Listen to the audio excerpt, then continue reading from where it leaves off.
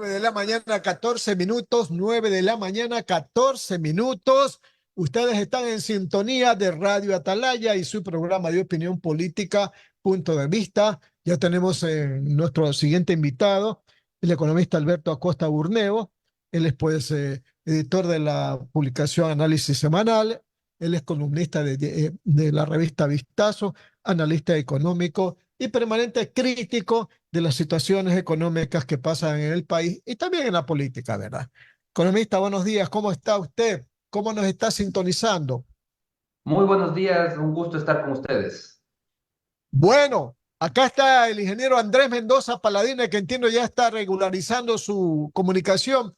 Ingeniero Mendoza, para que empiece la entrevista. Muchísimas gracias, Alcidito. Ahora sí, como bien Ya decía tiene luz, Noemí, ¿no? sí, ya tengo luz. Ah, caray, qué bien, fíjese. Oiga, que tuvimos, no sabe los malabares para en la mañana las conexiones. Y Súper bueno, complicado. súper complicado, Ujú. la verdad. Hay días que se pone peor, en todo caso. Y estuvimos con lo de la cadena de la prefecta, así que mejor lo hicimos personalmente. Y le cuento que lo que decía Noemí, claro, en esta zona se va de 6 a 9, pero ayer era de 7 a 10. Entonces, hoy día cambiaron en esta zona. Y lo cierto es que estamos ya, lo importante, con nuestro invitado, el economista Alberto Acosta Burneo. Alberto, un gusto. Y quería empezarte preguntando, las pérdidas económicas se dice que llegan hasta 20 millones de dólares al día. Ayer el ministro de Energía, que también es el ministro de Transporte y Obras Públicas, Roberto Luque, dijo que sí, que seguramente ese es el valor de las pérdidas económicas que hay en el Ecuador. ¿La cifra tiene sustento económico o es una aproximación según tus análisis y estudios? Muy buenos días. Muy buenos días, un gusto estar con ustedes. Las cifras son correctas, existen distintos estimados.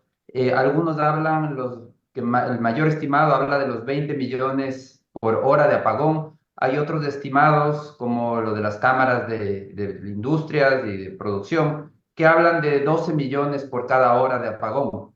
La realidad es que es un daño gigantesco, porque las pérdidas van a ser muy significativas. Hemos O tenido sea, apagones. es por hora, Alberto, no es por día, Es por hora es de por apagón. hora. Ok, ya, ya. Es cada hora de apagón. O sea, al día estamos hablando, si son 12 millones por hora, lo que habla la Cámara de Industrias, al día son 72 millones con un promedio de 6 horas de apagón. 72 millones. Y en 5 días tenemos ya 360 millones de dólares de pérdidas. Entonces, una cifra realmente significativa. Y estos apagones van a terminar de darle el tiro de gracia a la economía, porque ya la economía había recibido un palazo muy fuerte que fue esas reformas tributarias, ese paquete impositivo fuerte que va a retirar de la economía. Estamos hablando que son alrededor de 4.300 millones de dólares que va a retirar este año. No todos son impuestos, hay que recordar que aquí el rubro importante es la autorretención, pero eso es liquidez que se retira de las empresas. Las empresas van a tener menos dinero para poder invertir. Los ciudadanos van a tener menos dinero para consumir por el tema del IVA. Y el sistema financiero, cooperativas y bancas van a tener menos dinero para prestar por los impuestos, las contribuciones especiales a las utilidades de bancos y cooperativas. El resultado es que ya teníamos un golpe muy fuerte por el lado tributario y a esto se agrega el nuevo golpe por el lado energético. La más reciente previsión del Fondo Monetario es que la economía ecuatoriana este año va a estancarse, no va a crecer, no habrá crecimiento este año. Y es probable, si los apagones no se logran solucionar pronto, que incluso tengamos una contracción económica, lo cual sería absolutamente preocupante, porque ya de por sí las cifras del mercado laboral son preocupantes. Claro, claro que sí. No solamente que es preocupante, sino que nos pone en una situación altamente vulnerable. Y yo le pregunto a ese respecto, Alberto, esto es como cuando de chicos a uno, yo recuerdo que mi papá me decía, cierra la puerta porque no se vaya el aire acondicionado, porque es como que se va dinero por la puerta. Cierra la puerta. Aquí se nos está yendo como que fuera aire en la pérdida cada hora de apagón. Así es, y lo lamentable es que todavía en algunos sectores no existe claridad de por qué se generó este problema. Lo más fácil, incluso políticamente, lo más fácil es decir el clima, el calentamiento global. Pero este problema no es por el fenómeno del niño, no es un problema climático. Los apagones nacen de un problema estructural y es importante entender bien la causa para poder también plantear las soluciones correctas. Porque si se trata simplemente de un tema climático, pues entonces hay que rezarle a San Pedro para que vuelva a llover. Pero el que vuelva a llover tampoco es la solución, porque aquí hay un problema estructural. Me explico. ¿Cuál es el problema estructural? Es que desde 2019 la oferta, la capacidad energética no ha crecido en el país. ¿Por qué? Porque tenemos un modelo estatista, un modelo consagrado en la Constitución de 2008, que estableció los monopolios estatales y dijo que la electricidad es uno de esos monopolios estatales, a los que les puso el nombre bonito de sector estratégico, pero en realidad tiene que traducirse como monopolio estatal. El Estado es el único inversionista en este sector y solo Correcto. por excepción y bajo reglas muy estrictas puede permitir que entre el sector privado. Es decir, por constitución y por ley se obligó a que el país vuele con el motor de la inversión privada apagado en electricidad. El resultado es que desde 2019 la oferta energética está detenida porque el fisco se quedó sin plata. Si es el único inversor y el fisco entra en una crisis fiscal, se queda sin dinero, todo el modelo colapsa. Entonces, desde 2019 no aumenta la oferta energética, pero la demanda energética sigue subiendo, como es natural y como es positivo. Ojalá que creciera el consumo eléctrico más rápido, porque esa es una evidencia de una economía que se desarrolla, que crece, que hay más actividad económica, más empleo. Pero en el país no, esa demanda, ese crecimiento de la demanda se ve limitado porque este modelo estatista ha vuelto que sea imposible que la oferta le siga a la demanda y el resultado son los apagones. Con niño o sin niño, los apagones eran inevitables y mientras no se corrija este tema de fondo, que es una subinversión, los apagones se van a repetir en los próximos años. Vamos a ir con las preguntas del licenciado Alcides Montilla y luego de la ingeniera Noemí Ceballos. Decir que a esta hora está instalándose la Asamblea Nacional a propósito para el juicio político al exministro de Energía, el doctor Fernando Santos Alvite, a quien entrevistamos ayer, Alcides. Sí, claro, a propósito, Alberto, ahora que en esto de las medidas urgentes que hay que tomar, se habla de la traída de barcazas, dos barcazas. Ayer el exministro Santos decía que si se van a traer acá a Guayaquil a las esclusas, solamente podría entrar una sola, pero bueno, así lo dijo, ¿no? Una sola y no dos. En el crecimiento económico, pues antes de los apagones, la estimación era que íbamos a crecer 0,8%, porque no es para alegrarse tampoco. Pero Alberto, busquemos pues alternativas para re, eh, arreglar el problema ahora. Unos dicen, el gobierno acaba de decir, probablemente vamos a traer barcazas, vamos a ver si traemos algo de plantas térmicas o vamos a reparar las existentes. Y el tema del gas, ¿cómo vamos a hacer con el gas? ¿Lo vamos a comprar? ¿No lo vamos a comprar? ¿Hay gas aquí? ¿Hay instalación ya, infraestructura ya definida? ¿Qué vamos a hacer con el tema del gas? Porque veo que lo he estado leyendo en las redes sociales y usted está hablando mucho de esto del tema del gas, eh, Alberto. A ver, yo creo que el tema fundamental es las soluciones. Todo el mundo quiere soluciones. Claro, Y las soluciones necesitan tener dos niveles. Un primer nivel es el inmediato, el urgente. Hay que apagar un incendio. Los apagones están aquí y son de muy largos y están causando un daño muy grande. Entonces hay que apagar ese incendio. El otro nivel de las soluciones son las soluciones de fondo, el tema estructural, que toma más tiempo solucionar y no por eso debemos descuidar. Hay que trabajarlo hoy, pero entendiendo que los resultados los veremos de aquí a 3, 4 o 5 años. Pero hay que trabajar hoy. Los temas estructurales se trabajan también desde hoy. Entonces, empecemos por el lado de apagar el incendio, lo emergente, lo que es urgente hacer hoy. Lo primero es liberar la importación de gas natural. Y cuando digo liberar es el simplificar los permisos para que se pueda hacer. Tenemos una planta, como es la planta de Termogas Machala, que fue nacionalizada por el presidente Correa con la promesa de que va a duplicar la producción de gas y finalmente lo que hizo es que cayó la producción. Bueno, no solamente eso, sino que esa planta está utilizada, esa planta generadora opera al 20% de su capacidad instalada. Es decir, el 80% está inutilizado, apagado. ¿Y por qué está apagado? Porque no existe suficiente gas de producción en el campo Amistad. Entonces, de manera urgente, hay que liberar la importación de gas natural. ¿Eso qué implica? Requiere también de facilitar toda la tramitología, requiere de permitir las inversiones que hay que hacer para una planta de regasificación. Hay que invertir para poder traer el gas a Termogas Machala. Y no solamente esa planta, sino para uso industrial y para uso a nivel nacional, porque el país se ha quedado atrás debido a intereses particulares, se ha quedado fuera del uso del gas natural cuando Europa o los países vecinos, Colombia y Perú, lo usan intensivamente porque es una energía muy barata, más barata que el diésel y menos contaminante que el diésel. Pero en el Ecuador los intereses particulares han bloqueado ese ingreso del gas natural. Entonces hay que liberar la importación, eso es algo inmediato. El segundo, hay que dar mantenimiento al parque térmico. El parque térmico, y esto ya no es novedad, ya lo supimos en octubre cuando empezaron los apagones, el parque técnico está abandonado, necesita mantenimientos urgentes. Y para eso sirve esa declaratoria de emergencia del gobierno, para acelerar esas contrataciones. Y el tercero es comprar y alquilar nuevas generadoras a gas.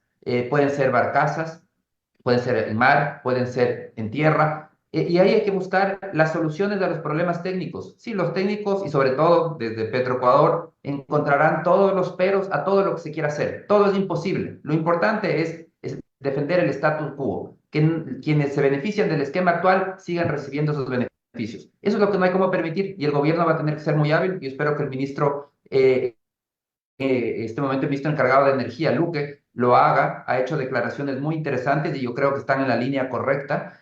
Ahora lo importante es que se concreten, que sobrepase esos trabas que los burócratas siempre van a tener, porque tienen una capacidad de generar trabas infinita y van a decir, no, es que no se puede porque el gas no se puede importar de tal manera, no se puede porque las barcazas no se pueden colocar en tal lugar, porque siempre van a encontrar algún motivo para que no se pueda hacer. Pero ese va a ser el desafío de gestión del gobierno y espero que tenga todo el éxito para que más rápido que tarde, es decir, de aquí a 3 semanas, un mes, yo creo que ya se podría comenzar a sentir el efecto de algunas de estas medidas, sumado también a que ojalá las condiciones climáticas mejoren. Eso es el incendio, eso es apagar el incendio, eso es el tema emergente. Para recapitular, entonces es liberar importación de gas natural, es inmediato, dar mantenimiento al parque térmico y comprar y alquilar nuevas barcazas o nuevos generadores a gas en tierra o en mar. Ahora, Alberto, sí. sí, Alberto, ¿y usted agregaría una campaña de hacer conciencia en los consumidores para evitar el dispendio? Pues claro, después del calor que tenemos es difícil, pero hacer el esfuerzo, pues no, porque si no reducimos y aumentamos el consumo, ¿verdad? Las medidas emergentes no van a tener mucho efecto que digamos, ¿no? Bueno, definitivamente eso es parte de apagar el incendio, pero hay que entender que esa medida realmente es contraria a los intereses de largo plazo. Entonces, este momento para apagar el incendio, sí, hay que ser conscientes, hay que reducir el consumo, todos los que puedan, pero a futuro lo que tenemos que hacer es trabajar en que la oferta crezca, porque pedirle al sector productivo, por ejemplo, que consuma menos, es decirle produzca menos. ¿Y qué significa eso?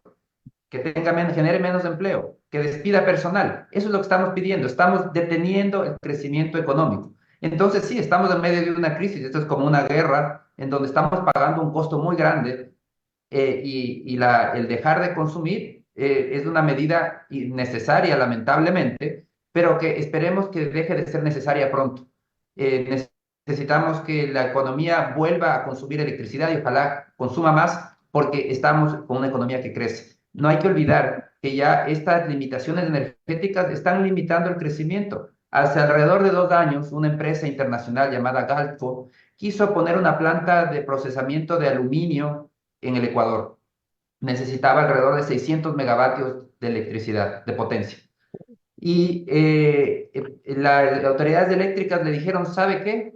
Le agradecemos por sus buenas intenciones, pero Ecuador no tiene esa capacidad de o proveerle esa electricidad. Vaya y busque cualquier otro país para invertir, porque aquí no lo puede hacer. Eso demuestra cómo limita el crecimiento el problema eléctrico. Y desde hace muchos años estamos hablando ya de la urgencia de electrificar las camaroneras como un mecanismo para darle competitividad. Un mercado camaronero cada vez más competitivo necesita de reducción de costos y electrificar es una manera de reducir costos de producción. Y hay incluso el dinero, el crédito de la CAF para poder tender las redes para llegar a las zonas camaroneras. Pero no hay la electricidad. Nuevamente, seguimos deteniendo el crecimiento económico por culpa de ese modelo estatista que bloqueó la expansión de la generación eléctrica al forzar a apagar el motor de la inversión privada.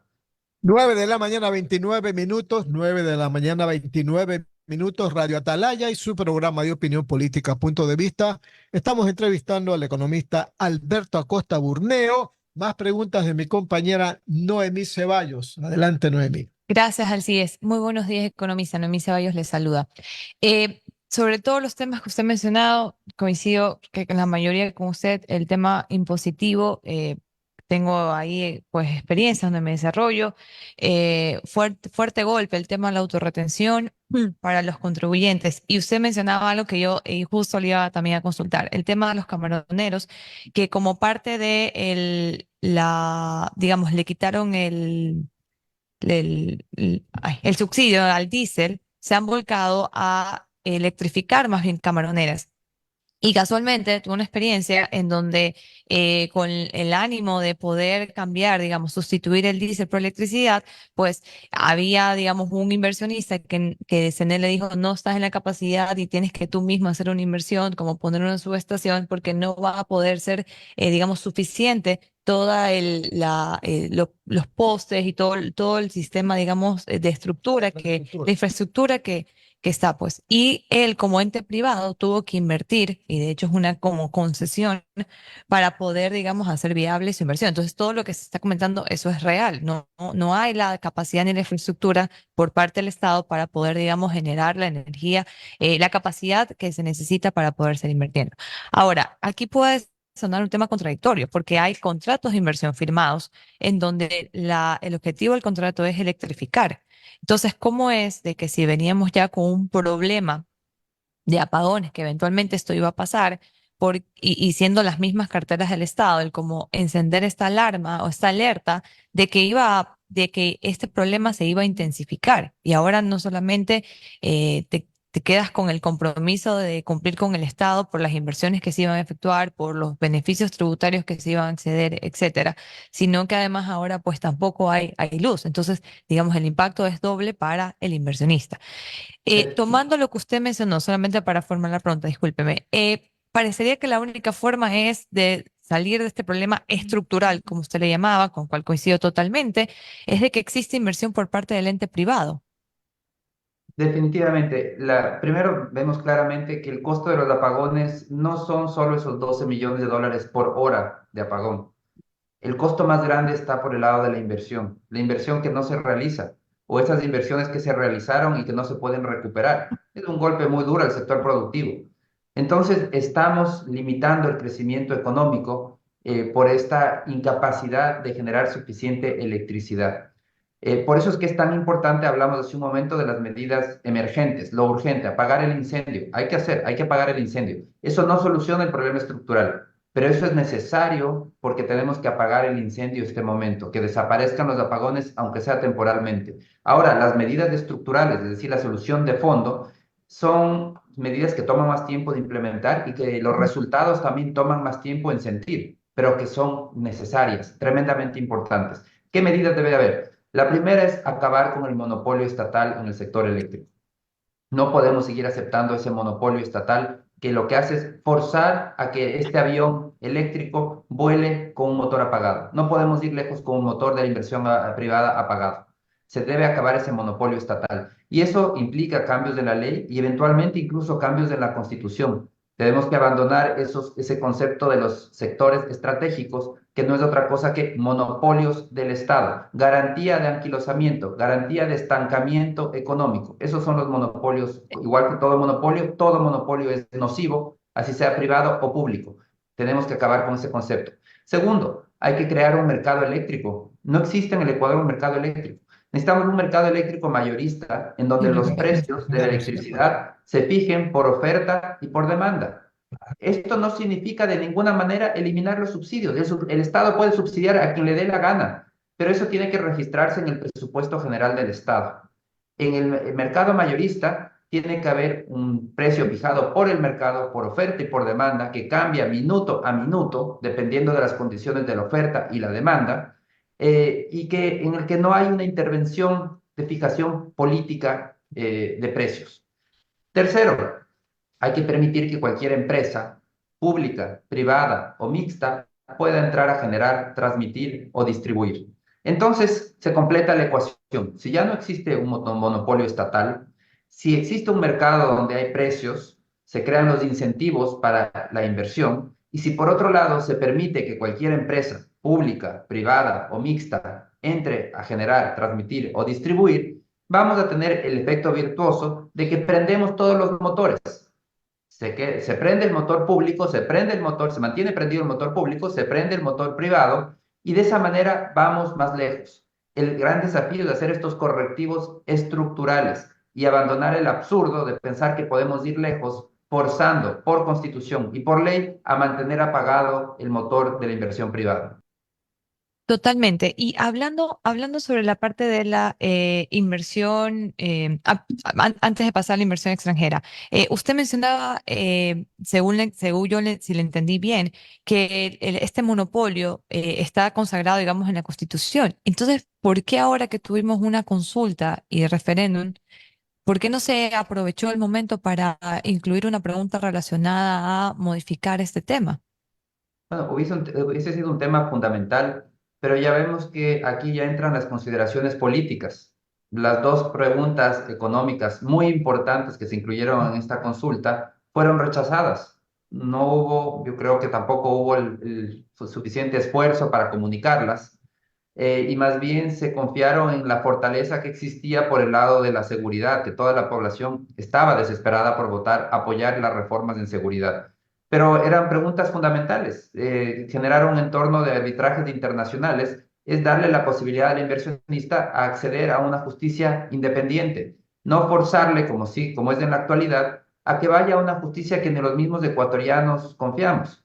Recordemos cómo es la justicia ecuatoriana, aquella que le meten la mano, que se dictan las sentencias en una sabatina, que se le entregan las sentencias en un pendrive. Eso es la justicia ecuatoriana. Entonces, ¿cómo podemos esperar que un inversionista invierta grandes capitales en el Ecuador y que si hay una disputa tenga que ir a esa justicia manipulada por los presidentes, por el autócrata de turno? Veamos cómo se metía el expresidente Correa, recordemos cómo se metía en los casos, por ejemplo, el caso Oxy, pagado por el Estado, traía a celebridades para que vengan a hacer campaña y para manipular a la justicia en ese caso. Eso es, los arbitrajes precisamente permiten solucionar ese problema. Países que tienen justicia independiente, por ejemplo en Europa, no necesitan ir a un arbitraje internacional.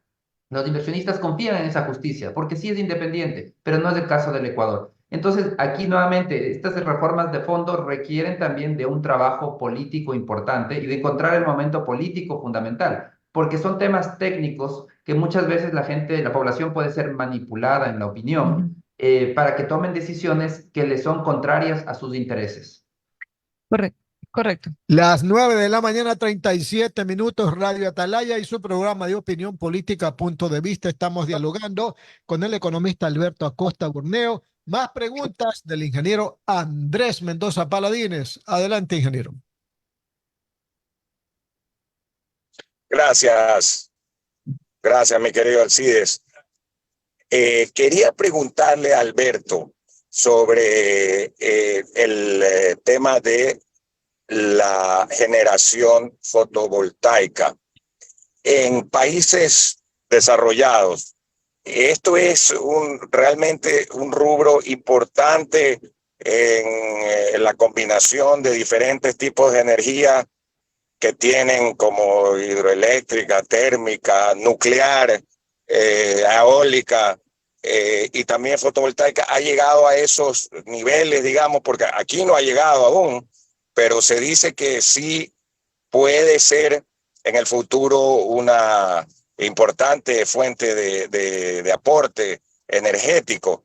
Claro, como bien decías tú, de la mano de la inversión privada, porque de la mano de la inversión estatal, pues eso no llega a ningún lado.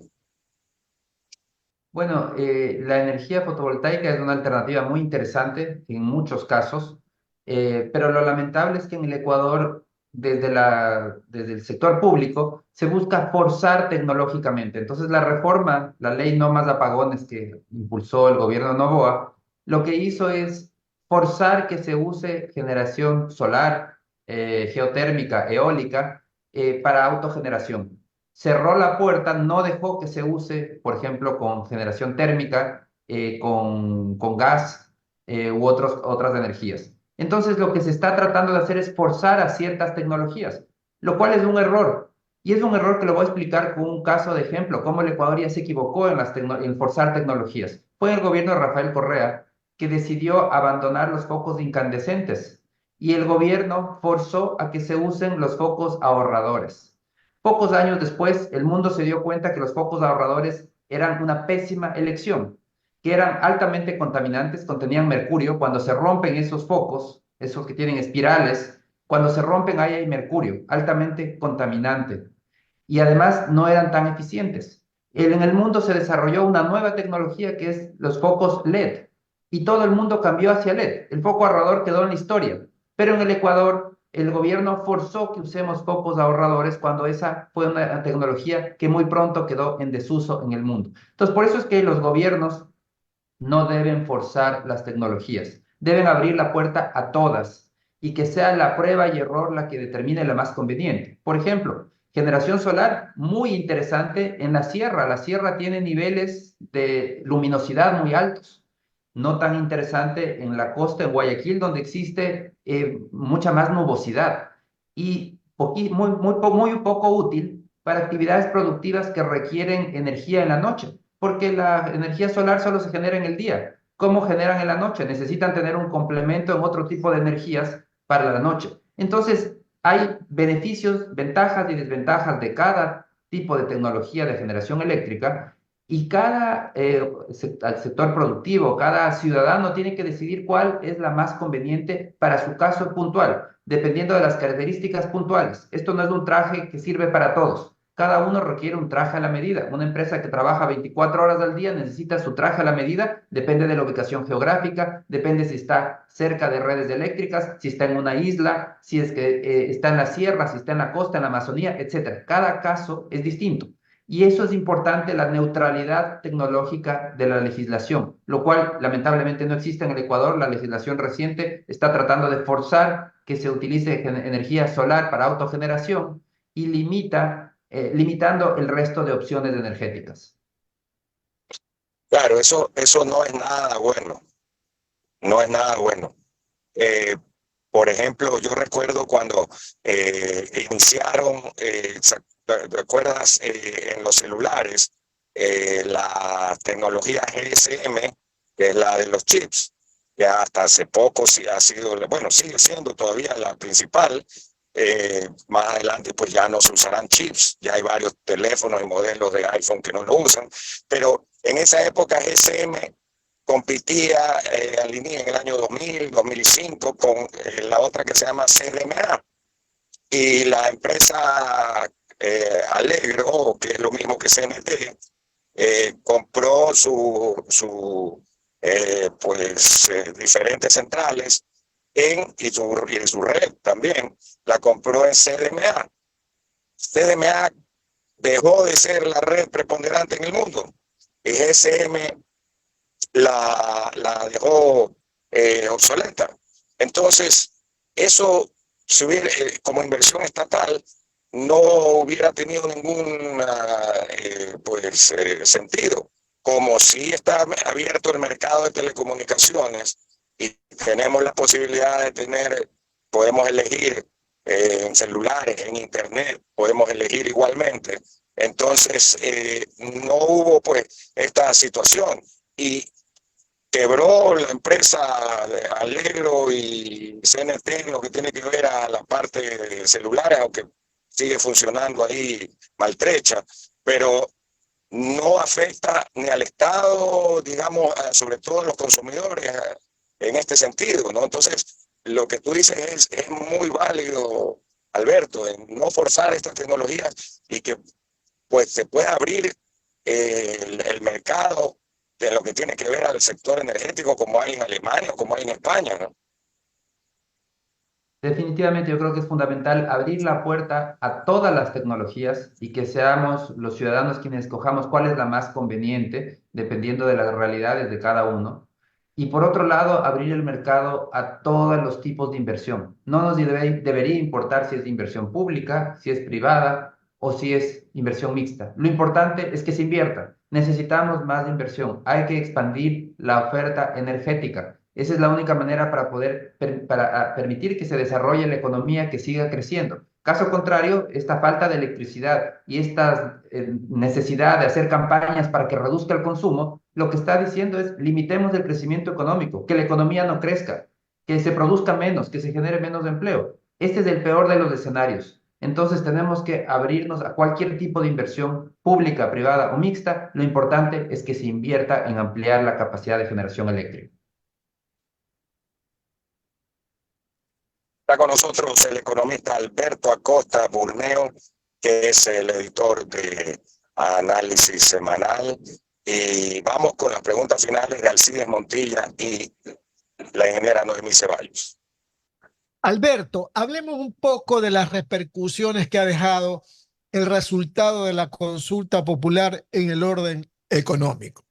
Vemos, por ejemplo, que el riesgo país se ha situado en 1.138 puntos. Muy bueno, dirían unos. Y se anuncia la probabilidad de un acuerdo con el Fondo Monetario Internacional que, según las estimaciones que estoy leyendo, nos darían 3.000 millones de dólares. Claro, alguien diría, bueno, el déficit que tenemos acumulado entre deuda, etcétera, son como 11.000 millones, no alcanza. Pero bueno, algo es algo, ¿verdad? Y el tercero, ¿qué pasa con el gobierno? Ya no tiene el dogal este de la consulta. ¿Qué pasa con el tema de los subsidios a los combustibles? Se desprenderá ahora sí y dirá, bueno, vamos vamos ¿qué vamos a hacer con el subsidio? ¿Lo vamos a determinar o no? ¿Qué va a pasar? ¿Cuáles son sus perspectivas sobre eso, Alberto?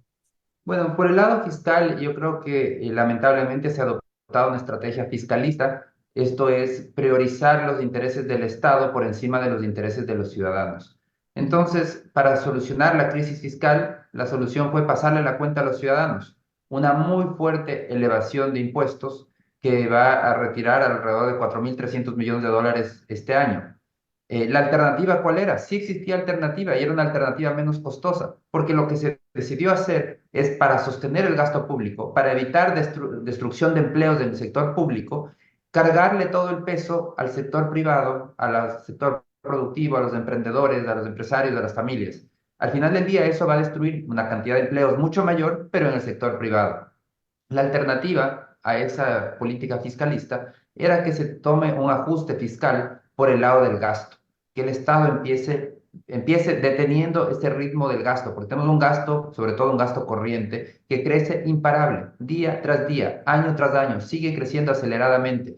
Y lo lamentable es que eso no se ve reflejado en mejor calidad de los servicios públicos. De hecho, sentimos que se deterioran, pero cada día se gasta más. El gasto corriente sube aceleradamente día tras día. Entonces, aquí hay que trabajar por el lado del gasto. Hay que trabajar en la calidad del gasto, en priorizar gastos y en transparencia en el gasto, menos corrupción. Claro, por eso es lo que no quieren que se acabe, que la farra no termine. Entonces, ese cambio de estrategia es fundamental, es necesario. El acuerdo, en este momento el país está a las puertas de un acuerdo con el Fondo Monetario. Esto le está dando una confianza a los inversionistas porque significa que el gobierno sí le da importancia al orden fiscal, quiere poner en orden las cuentas fiscales. Eso es positivo. Los inversionistas ven eso como positivo y por eso el riesgo país ha caído significativamente, aunque todavía está bastante elevado. Para que caiga más ese riesgo país, tendremos que esperar a los resultados de las elecciones del próximo año, de 2025, y ver qué gobierno llega y si es que mantiene ese compromiso con la sostenibilidad fiscal. Solo entonces yo creo que el país podrá volver a acceder a los mercados de capitales, lo cual es fundamental porque necesita retirar la deuda que va a vencer. Montos muy importantes de deuda van a vencer a partir de este año y especialmente en 2026, y necesita tener financiamiento para poder sustituir la deuda que vence por deuda nueva y de esa manera darle sostenibilidad a las cuentas públicas.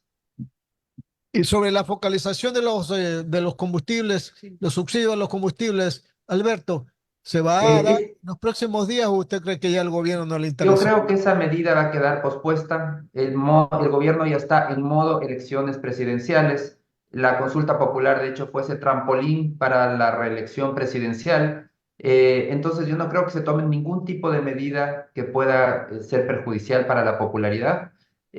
Y esa medida probablemente tendrá que esperar a un nuevo gobierno después de 2025, que ojalá que se lo haga porque seguimos desperdiciando recursos en grandes cantidades. No podemos olvidar que el 50% de ese subsidio, estamos hablando entre 1.500 y 2.000 millones de dólares al año, se destina al quintil más rico de la población. Es decir, el 20% más rico de la población se lleva alrededor de la mitad del subsidio a los combustibles. Es una cantidad astronómica, no hace ningún sentido que se subsidie a los más ricos en el país. Este es un subsidio que tiene que focalizarse a través de un subsidio al transporte público, mantener las tarifas de transporte público, pero ir hacia un precio, una banda de precios para todo el resto de usos de los combustibles.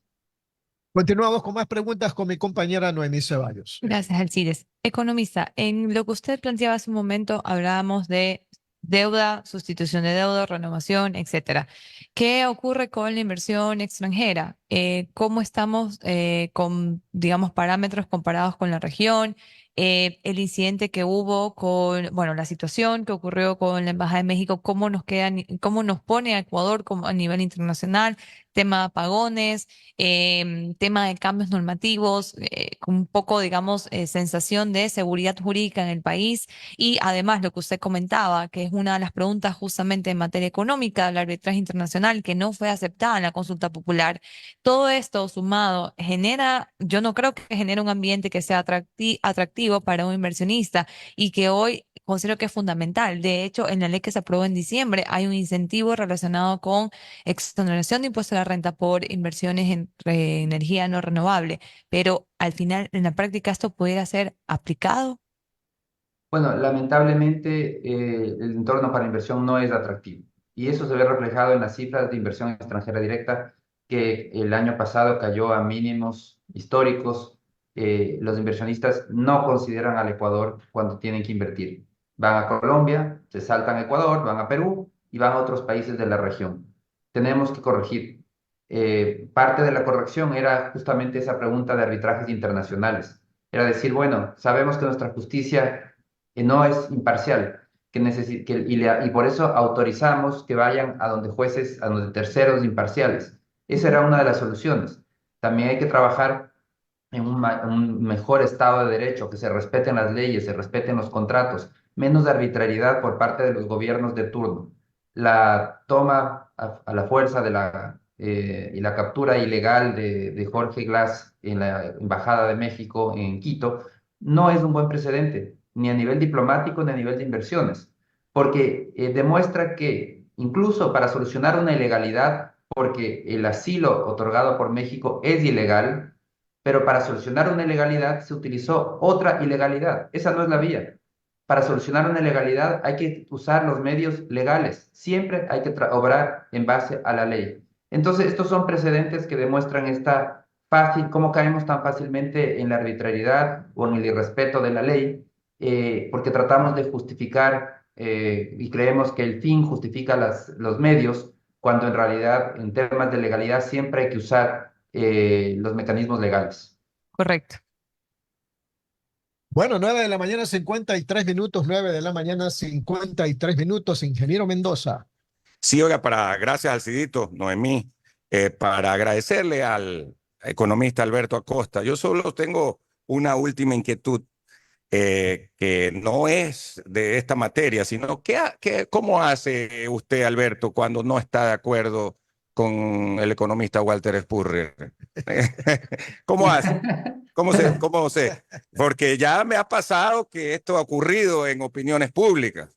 Entonces, que él tiene una posición, digamos, y usted otra. Entonces, ¿cómo hacen ahí en la oficina? No, lo conversamos y lo importante es que cada uno analice sus razones. Ujú. Claro, claro, me parece súper interesante. Eh, para empezar, hay pues un tema generacional, obviamente, y por otro lado, como en cualquier profesión, las escuelas económicas pueden ser diferentes, como en la parte jurídica, ¿no? Y Sí, las yo, yo, opiniones. yo a veces no estoy de acuerdo con lo que opina mi jefe, por ejemplo. Es Mira, totalmente normal. claro, es totalmente normal. Y si tiene que sacar Y cada uno con sus puntos de vista que son totalmente válidos, ¿no? claro, totalmente válido. Y más aún cuando se lo sustenta adecuadamente. Correcto. Así es que yo por eso igual le hacía esta pregunta fuera de lo formal. Alberto, un abrazo fuerte y saludos en casa. Muchísimas gracias, siempre es un gusto. Igualmente, Gracias. era el...